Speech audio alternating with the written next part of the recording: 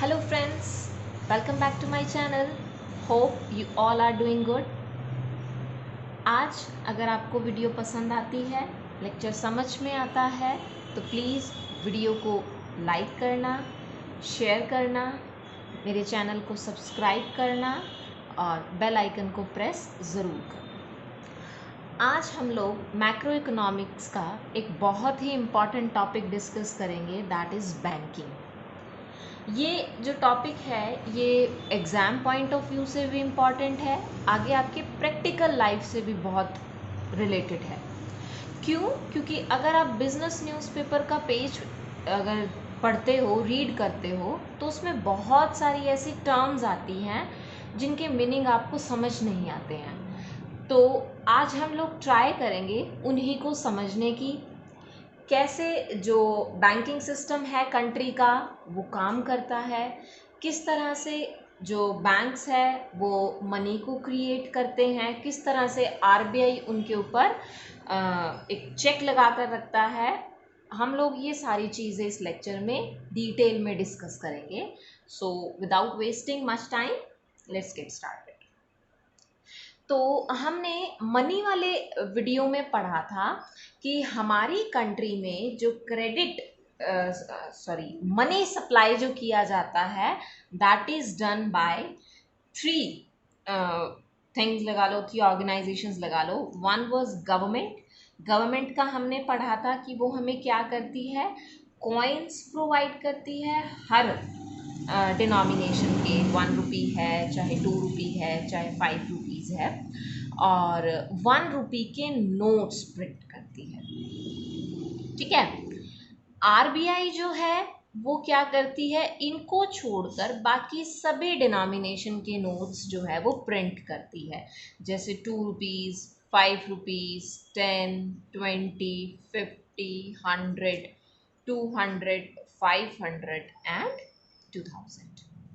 इसके अलावा हमने एक थर्ड पढ़ा था, दैट इज कमर्शियल बैंक। अब जो कमर्शियल बैंक था, आज हम डिटेल में इसके बारे में डिस्कस करेंगे कि ये किस तरह से इकोनॉमी में क्रेडिट क्रिएशन में अपना पार्टिसिपेशन देता है, या how does it creates credit in the economy. Always remember कि जो कमर्शियल बैंक्स होते हैं वो कभी भी न्यू करेंसी इशू नहीं करते हैं। That is the sole right of the RBI, that is the central bank of the country, and in case of India that is Reserve Bank of India. तो फिर हम पढ़ते हैं कि किस तरह से कमर्शियल बैंक्स जो हैं वो क्रेडिट क्रिएट करते हैं, क्रेडिट सप्लाई करते हैं इन the economy. So, money supplied by commercial banks, it is known as credit money. नाम से ही पता चल रहा है that you are having some kind of loan, है ना। क्रेडिट का मतलब क्या होता है कि आप क्या ले रहे हो, किसी तरह का लोन ले रहे हो।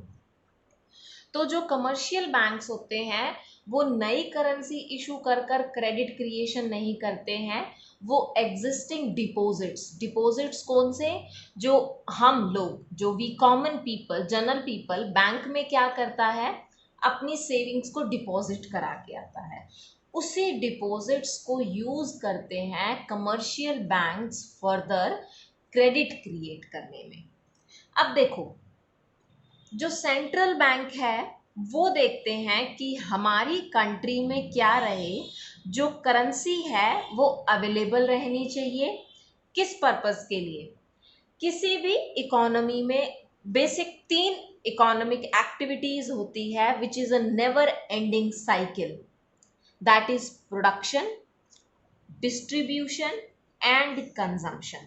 देखो, डिमांड होगी, गुड्स को प्रोड्यूस किया जाएगा, गुड्स को प्रोड्यूस किया जाएगा तो क्या होगा, आगे उसको हम लोग कंज्यूमर को क्या करेंगे, डिस्ट्रीब्यूट करेंगे ताकि वो क्या कर सके, उनको कंज्यूम कर सके। बदले में उनको क्या मिलेगा, प्रोड्यूसर को इनकम मिलेगी। उस इनकम को यूज करके वो दोबारा से प्रोडक्शन करेंगे, दोबारा से गुड्स एंड सर्विसेज की डिमांड जो जनरेट हुई है उसको पूरा किया जाएगा। फिर से क्या होगा, कंजम्पशन पर्पस के लिए गुड्स एंड सर्विसेज को बाय किया जाएगा। तो इस तरह से क्या होगा, ये जो साइकिल है वो चलती रहती है। और आरबीआई या central bank of the country insures that कि सभी लोगों के पास एडिक्वेट अमाउंट होना चाहिए ताकि इन तीनों एक्टिविटीज को किया जा सके, कंटिन्यू किया जा सके। एंड फॉर दीज जो हमारा सेंट्रल बैंक है वो डिपेंड करता है कमर्शियल बैंक्स के ऊपर, कमर्शियल बैंक्स के ऊपर डिपेंड करता है। अगर आपने अभी रिसेंट में भी देखा होगा, कोविड-19 की वजह से आरबीआई जो है उसने अभी क्या किया था, 1.2 लाख करोड़ का जो पैकेज था वो दिया था। That was not released in the form of cash, that was done by reducing the repo rate, reverse repo rate. Don't worry about these terms, हम इनके बारे में डिटेल में डिस्कस करेंगे। अभी हम लोग वापिस आ जाते हैं अपने टॉपिक के ऊपर कि जो कमर्शियल बैंक है वो किस तरह से क्या करते हैं, क्रेडिट को क्रिएट करते हैं। हमेशा याद रखना, देखो हमने क्या करा, जो बैंक है हमने उनको पैसा दिया, that is known as their primary deposits. अब वो लोग इस प्राइमरी डिपॉजिट्स का यूज करते हैं किस में, लोन एडवांस करने में, मतलब लोगों को लोन प्रोवाइड करने में, and purchasing the securities, government securities होती है जिसको ये लोग सेल और बाय करते हैं। We will discuss about that later also, don't worry. तो अब ये कहते हैं क्या, अगर ऐसा होगा तो क्या होगा, मल्टीपल अमाउंट जो होगा वो दिया जाएगा दिया जाएगा दिया जाएगा, नो ऐसा नहीं होगा। इसके लिए जो सेंट्रल बैंक है that comes into picture. Central bank क्या कोशिश करता है कि जो कमर्शियल बैंक्स हैं वो एक ब्लाइंड लेंडिंग ना करें, रादर कंट्रोल्ड लेंडिंग करें। मतलब क्या है कि उसके ऊपर किसी ना किसी तरह से चेक एंड बैलेंस का सिस्टम जो है वो इम्प्लीमेंट किया जा सके। फॉर दैट पर्पस क्या होता है, फॉर दैट पर्पस जो सेंट्रल बैंक होता है वो कमर्शियल बैंक्स के ऊपर एक लीगल रिक्वायरमेंट लगाता है। सबसे पहले क्या लीगल रिक्वायरमेंट होती है कि उनको कुछ अमाउंट जो है वो हमारे पास क्या रखना होता है, कैश की फॉर्म में रखना पड़ता है। जैसे फॉर एग्जाम्पल अब देखो, बैंक्स होते हैं, जो बैंक्स होते हैं उनके पास ना डेली बहुत ज़्यादा अमाउंट जो है वो कैश की फॉर्म में डिपॉजिट भी किया जाता है, और बहुत सारे लोग ऐसे भी हैं जो कैश को विड्रॉ करने भी आते हैं।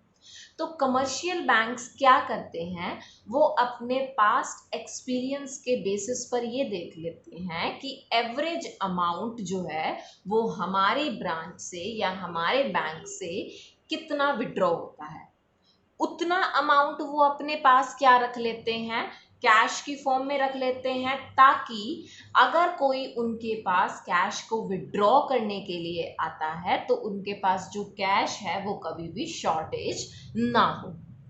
उसके बाद जो भी अमाउंट बच गया उनके पास हमारी डिपॉजिट्स में से, उस अमाउंट को वो यूज करेंगे कैसे, to create the credit. And always remember, जो कमर्शियल बैंक्स होते हैं they do not lend the money in the form of cash. कभी भी वो कैश की फॉर्म में आपको मनी जो है वो उधार पर नहीं देंगे। हमेशा कैसे होता है, वो लोन की फॉर्म में होता है। आपके नेम पर एक अकाउंट ओपन कर दिया जाएगा और वो अमाउंट जो है वो आपके अकाउंट में क्या कर दिया जाएगा, डेबिट और क्रेडिट किया जाएगा अकॉर्डिंगली, जब आप क्या करते हो उसमें ट्रांजैक्शंस करते हो। तो अब इस प्रोसेस को हम लोग एक एग्जाम्पल की हेल्प से समझते हैं। तो हियर जो ये लीगल रिक्वायरमेंट होती है इसको हम लोग यहाँ पर बोलेंगे लीगल रिजर्व रेशियो, या इसका दूसरा नाम होता है CRR, that is cash reserve ratio.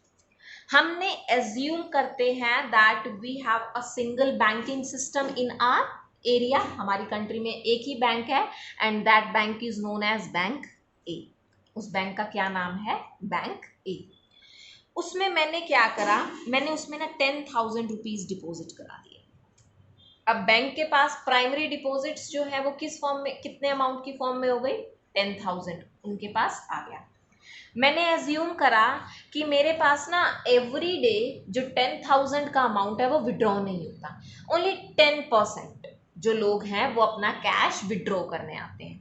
तो 10,000 का 10% कितना हो जाएगा, 1,000 रुपीज। तो 1,000 रुपीज क्या हो गया, जो कैश है अपने पास, क्या सॉरी जो कमर्शियल बैंक है वो क्या करेगा, आरबीआई के पास रिजर्व की फॉर्म में रख देगा। अब 10,000 में से 1,000 रुपीज माइनस करेंगे, वी विल गेट 9,000 रुपीज। अब जो ये 9,000 रुपीज हैं, this amount will be used by the commercial bank to raise the credit supply in the economy. ठीक है, कैसे करेंगे वो देखो, जो बैंक है सपोज उन्होंने क्या करा, 9,000 रुपीज वो लोन में दे सकते हैं। अब एक पर्सन आया एक्स उनके पास, एक्स ने उनको कहा कि मुझे लोन की जरूरत है and the amount should be 9,000 rupees. Bank will be happy कि मेरे पास 9,000 ही सरप्लस में है और सामने वाला पर्सन जो है वो मेरे पास से 9,000 ही क्या लेने आया है, लोन लेने आया है। तो बैंक अग्री कर जाएगा। अग्री करने के बाद बैंक क्या करेगा, उसके नेम से एक अकाउंट ओपन करेगा जिसको बोलते हैं demand deposit amount. And as I have told you कि बैंक कभी भी ये पैसा कैश की फॉर्म में नहीं देगा, वो क्या करेंगे, बैंक जो है वो उनके नेम पर एक चेक बुक इशू कर देंगे। बैंक कहेंगे जब भी आपको क्या करने की जरूरत है, पेमेंट करना है आपको, तो आप क्या करोगे, इस चेक के थ्रू आपने पेमेंट करनी है एंड अकॉर्डिंगली आपके अकाउंट से जो पैसा है वो क्या हो जाएगा, डेबिट हो जाएगा। ठीक है, डिडक्ट कर दिया जाएगा वो पैसा। तो उसके बाद क्या होगा, अब देखो मिस्टर एक्स है, अब मिस्टर एक्स के पास क्या हो गया, 9,000 रुपीज आ गए। अब मिस्टर एक्स के पास 9,000 रुपीज, अब देखो ये 9,000 रुपीज इस 10,000 रुपीज से डिफरेंट है। अब बैंक के पास क्या होगा, मिस्टर एक्स ने क्या करा, जो ये 9,000 रुपीज थे उन्होंने किसी वाई पर्सन के नाम पर चेक इशू कर दिया।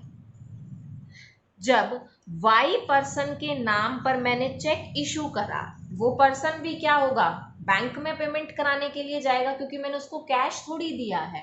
ये will again go to bank, bank को कहेगा कि आप क्या करो, इस चेक को क्लियर कर दो और पैसा जो है वो मेरे अकाउंट में डाल दो। अब उसके भी अकाउंट में जाएगा वो पैसा। अब देखो वाई के अकाउंट से वो पैसा निकल कर कहाँ चला गया, सॉरी एक्स के अकाउंट से वो पैसा निकलकर वाई के अकाउंट में चला गया। अब बैंक के पास 10,000 रुपीज ये थे, अब बैंक के पास 9,000 रुपीज और आ गए। इसका मतलब क्या हुआ कि बैंक के पास 9,000 जो है ये सेकेंडरी डिपॉजिट्स की फॉर्म में आए हैं।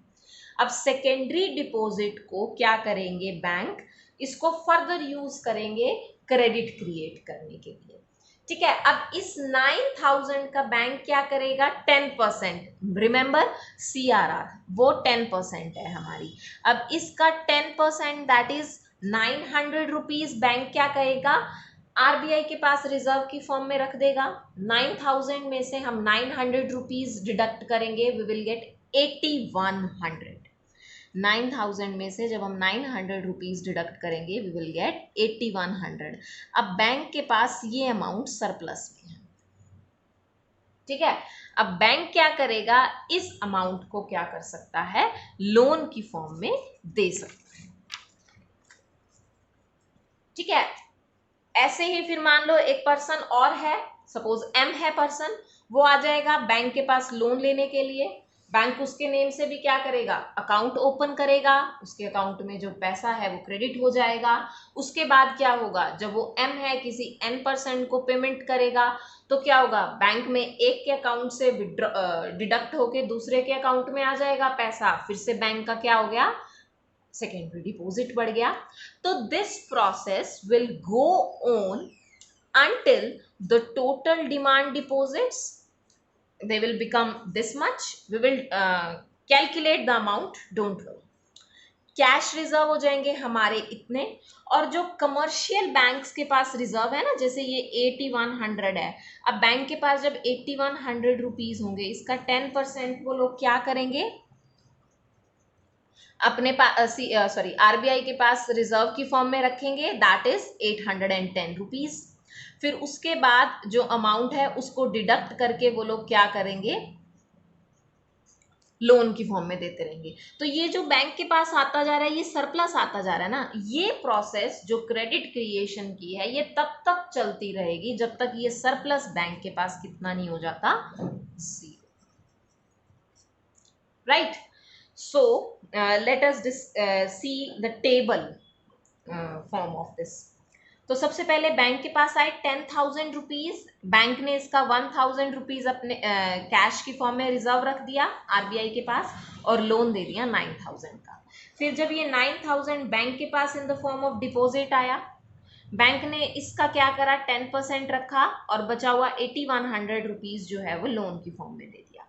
फिर ये 8,100 बैंक के पास in the form of deposit आया, फिर बैंक ने क्या करा, इसका 10% रखा और 7,290 वो क्या किया, लोन की फॉर्म में दे दिया। और ये प्रोसेस तब तक रहेगी जब तक ये एक्सेस रिजर्व मेरे फिनिश नहीं हो जाते। तो when we will add on these amount, जैसे 10,000 प्लस 9,000 प्लस 8,100 प्लस 7,290, ये सब एड ऑन करके बताएंगे कितना अमाउंट, 1,00,000 रुपीज। कैश रिजर्व वाले जब अमाउंट को हम लोग टोटल करेंगे that will add up to 10,000 rupees, और जो लोन का अमाउंट है वो 90,000 रुपीज। देखो क्या था, मेरी इनिशियल डिपॉजिट्स थी सिर्फ और सिर्फ 10,000 रुपीज की, और उस 10,000 को यूज करके कमर्शियल बैंक्स ने इकोनॉमी में कितना पैसा सप्लाई किया, अप टू 1,00,000। राइट, तो इसको कैलकुलेट करने का फॉर्मूला क्या है, total credit creation bye the commercial banks equals original deposits multiply में 1 बाय में CRR, that is cash reserve ratio. Original deposits bank के पास थी 10,000 की, मल्टीप्लाई में 1 बाय 10%। अब हम क्या करेंगे, 1 बाय 10% का 100 लगेगा, ये ऊपर चला जाएगा। राइट, तो 10,000 को 10 से मल्टीप्लाई करेंगे, विल गेट 1,00,000 रुपीज। तो अब याद रखना, जो ये पैसे हैं, जो ये अमाउंट है, ये कैश की फॉर्म में नहीं है, ये एक अकाउंट्स की फॉर्म में है। मतलब हमारे पास जो पैसा है वो डॉक्यूमेंट्स की फॉर्म में है। तो अगर आपको याद हो, विजय माल्या वाला केस है या फिर नीरव मोदी वाला केस है, उन्होंने बैंक्स के कितने कितने पैसे जो थे वो स्कैम किए थे, राइट, 9,000 करोड़। तो now you got the idea कि उन्होंने हमारा कैश नहीं खत्म किया, अल्टीमेटली वो पैसा किसका था, हम जनरल पीपल का। उन्होंने इस तरह से, बैंक उनको क्या देता था, लोन प्रोवाइड करता था, और वो क्या करते हैं, उस पैसे से जो है लाइक यही कहा जाता है what they were doing with that money, some kind of luxurious life they were spending. Right, तो अब याद रखना कि जो कमर्शियल बैंक्स है वो मनी को क्रिएट करते हैं, उसके लिए दो चीजें जो है that plays an important role. The first, cash balance with the commercial banks. जितना ज्यादा कैश बैलेंस होगा, higher the cash balance, more will be the credit creation. लेकिन अगर मेरे पास कैश बैलेंस कम होगा, ठीक है, less cash balance, it means lesser the credit creation. Similarly cash reserve ratio, अब देखो कैश रिजर्व रेशियो जितनी ज्यादा क्या होगी, कम होगी, तो उतना ही ज्यादा क्या होगा, हमारा क्रेडिट क्रिएट होगा, क्योंकि इनके बीच का क्या है, अपोजिट रिलेशन है। तो जितनी कम होगी कैश रिजर्व रेशियो मोर, तो less will be the credit creation. And cash reserve ratio अगर मेरी कम होगी तो मोर will be the credit creation. Right, तो एक और फॉर्मूला है, अब जैसे हमने पढ़ा ना कि जैसे अब ये तो मैंने देख लिया कि मैं कैसे टोटल अमाउंट बता सकती हूँ कि कितना अमाउंट जो है using that original deposits can be created by the commercial banks.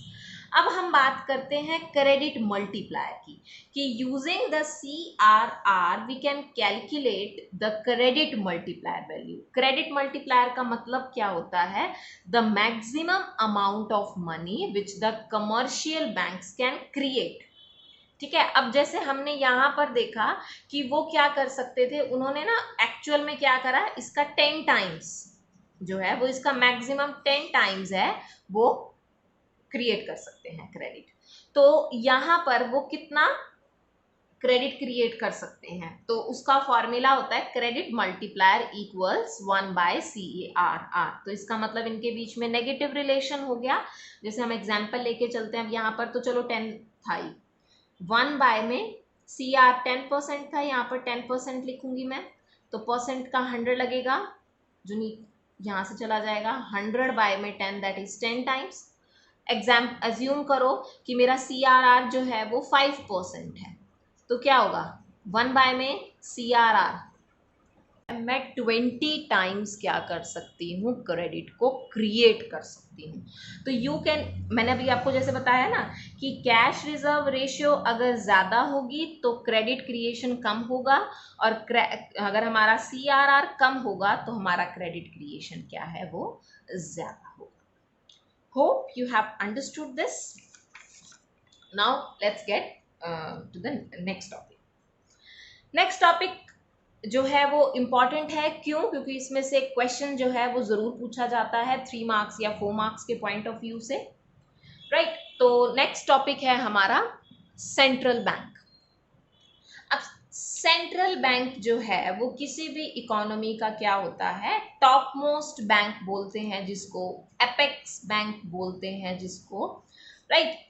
ये क्या करता है, हमारी कंट्री के जितने भी बैंकिंग सिस्टम्स होते हैं, जितने भी बैंक्स होते हैं, कमर्शियल बैंक्स हैं, रीजनल रूरल बैंक्स होते हैं, फिनेंशियल इंस्टीट्यूशंस होते हैं, ठीक है, बहुत सारी कैटेगरीज होती हैं इनकी, पेमेंट बैंक्स होते हैं, इन सबको क्या करता है, जो सेंट्रल बैंक है वो रेगुलेट करता है, कंट्रोल करता है। सेंट्रल बैंक जो है वो एक single agency, that is the sole agency है, वो क्या करती है, नोट इशू करती है। अभी हमने ये इसका एक फंक्शन और पढ़ा ही है कि कंट्रोल करती है supply of money in the economy. इसको हम डिटेल में, अभी तो हमने एक ही स्टेप पढ़ा है इसका कि वो क्या करती है, CRR का यूज करके किस तरह से सप्लाई को है वो कंट्रोल रखती है। इसके अलावा हम और भी बहुत सारी चीजें पढ़ेंगे इसमें। RBI जो है वो इंडिया का क्या है, सेंट्रल बैंक है, that is Reserve Bank of India. तो चलो नेक्स्ट हम इसके फंक्शंस पढ़ते हैं कि जो सेंट्रल बैंक है उसके मेन या इम्पॉर्टेंट फंक्शंस कौन से हैं। तो फर्स्ट पॉइंट से is the bank of issuing notes. मैंने आपको पहले भी बताया है, अभी भी हमने लेक्चर के बिगनिंग में भी डिस्कस किया था कि जो सेंट्रल बैंक है वो क्या होता है, that has the exclusive right और the monopoly right of issuing the notes in the country. हमारी कंट्री में एक्सेप्ट 1 रुपीज़ के नोट्स और सारे के सारे कॉइन्स, उनको छोड़कर जितनी भी करेंसी है उनको इशू करने का सोल राइट किसके पास है, सेंट्रल बैंक के पास है। That is also known as currency authority function of the central bank. The notes which are issued by the central bank, these are an unlimited legal tender. Unlimited legal tender का मतलब क्या है कि इसका जो time period है that is not decided. जैसे अगर आप चेक इशू करते हो, ठीक है, तो चेक जो है ना, ऐसा कहा जाता है 6 मंथ्स के विद इन क्या कर लेना चाहिए, उसको क्लियर करा लेना चाहिए, अदरवाइज वो क्या हो जाता है, स्टेल हो जाता है। ठीक है, उसी तरह से जो हम प्रोमिसरी नोट्स होते हैं या बिल्स ऑफ एक्सचेंज होता है, हम ये कहते हैं उसमें कि 2 मंथ्स के विद इन, 3 मंथ्स के विद इन आपको हमें पेमेंट करनी है, अदरवाइज उसके बाद इस डॉक्यूमेंट की कोई वैलिडिटी नहीं है। लेकिन जो 500 रुपीज़ है, 2000 रुपीज़ के नोट्स हैं, क्या ऐसा है कि ये 2020 तक ही चलेंगे, 2021 में नहीं चलेंगे? No, these are unlimited legal tender. ठीक है, people are bound to accept these. तो हमारी कंट्री में 4 करेंसी प्रिंटेड प्रेसेस है हमारी, जहाँ पर जो नोट्स हैं वो क्या किए जाते हैं, प्रिंट किए जाते हैं। ये आपके बेसिक या जनरल नॉलेज के पॉइंट ऑफ व्यू से है। These are Dewas, Salboni, Nashik and Mysore. और 4 मिंट्स हैं जहाँ पर कॉइन्स मिंटेड किए जाते हैं, that is Kolkata, Hyderabad, Mumbai and Noida, right. Second function है bankers to the government.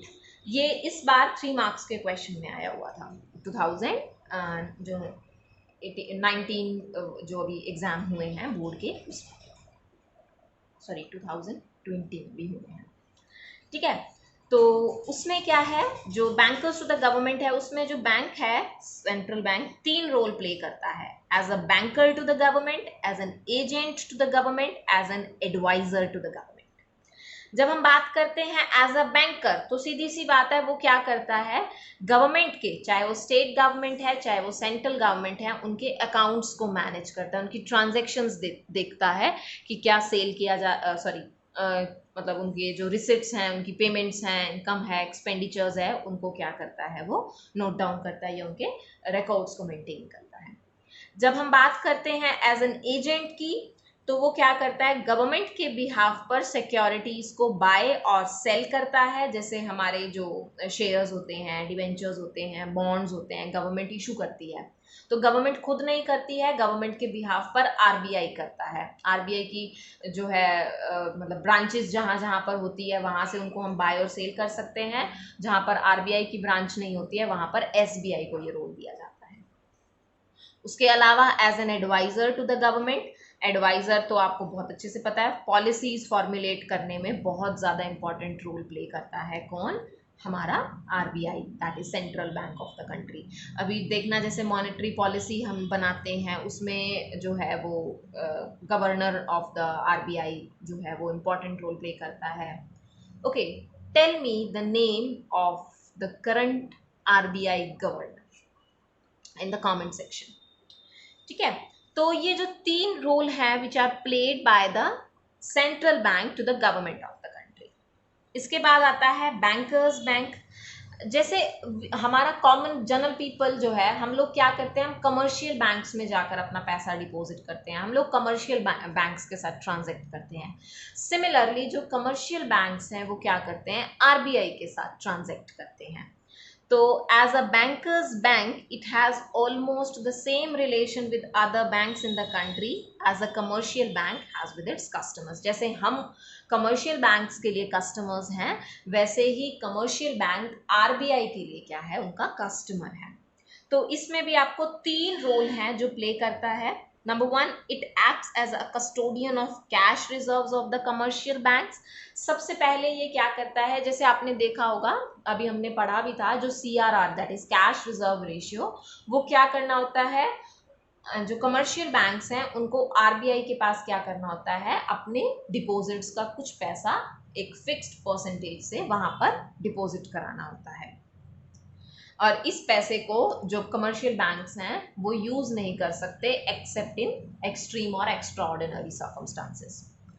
Central bank जो है, they act as a lender of the last resort. इसका मतलब क्या होता है, देखो कमर्शियल बैंक्स अभी हमने पढ़ा, वो क्या करते हैं, वो ना कुछ डेली अपने उसके बेसिस पर देख लेते हैं कि हमें क्या करना है, इतना अमाउंट हमारे ब्रांच से विड्रॉ होता है तो हम इतना कैश रख लेते हैं। सपोज व्हाट हैपन्स, अगर उनके पास ज़्यादा लोग विड्रॉ करने आ गए पैसा, तो वो कहाँ जाएंगे, राइट। तो उनके लिए अल्टीमेट जो ऑप्शन होता है वहाँ पर आरबीआई होता है, दैट इज सेंट्रल बैंक।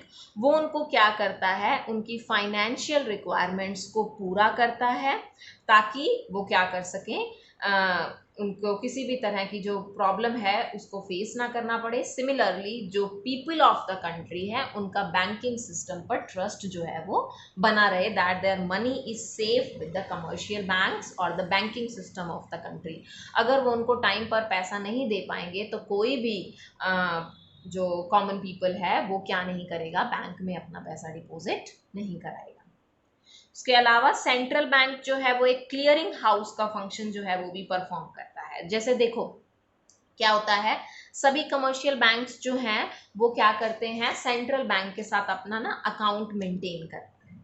तो इस तरह से ना कुछ इंटर बैंकिंग क्लेम्स होते हैं। जैसे फॉर एग्जांपल ए बैंक है, उसने बी बैंक को क्या देना है, 10,000 रुपीज़ का, उसने उसको 10,000 रुपीज़ जो है वो देने हैं, मतलब चेक के थ्रू पेमेंट करनी। ऐसे ही बैंक भी है, उसने उसको क्या करने हैं, 20,000 रुपीज़ देने हैं, ठीक है। अब वो उसको ये थोड़ी कहेगा बैंक भी, first you give me 10,000 rupees then I pay back पे यू और 20,000 टू यू, नो, ऐसा नहीं होगा। ये इंटर बैंकिंग क्लेम्स होते हैं। तो ये क्या होगा, ये आरबीआई के पास दोनों के क्या होते हैं, अकाउंट होते हैं, तो इसीलिए इन क्लेम्स को इजीली सेटिस्फाई किया जा सकता है by simple book entries of transfer from and to their accounts. तो इससे क्या होता है, जो कैश का अननेसेसरी जो एक्सचेंज होता है वो क्या होता है, वो स्टॉप हो जाता है, राइट। नेक्स्ट कहता है सुपरवाइजर का रोल। जो सेंट्रल बैंक है वो क्या करता है, कमर्शियल बैंक्स को सुपरवाइज करता है, रेगुलेट करता है, कंट्रोल करता है।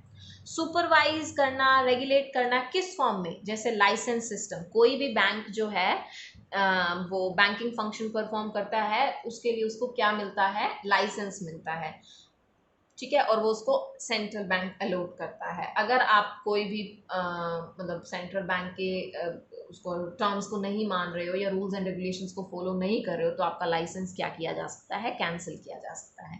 ब्रांच एक्सपेंशन से रिलेटेड कुछ रूल्स होते हैं, जैसे आपको क्या करना है, मिनिमम दिस मच ब्रांचेस जो है आपको अर्बन एरियाज में ओपन करनी है या रूरल एरियाज में ओपन करनी है, ठीक है। लिक्विडिटी जो मेंटेन करके रखनी है, मतलब आपके पास इतना अमाउंट जो है वो कैश की फॉर्म में होना ज़रूरी है।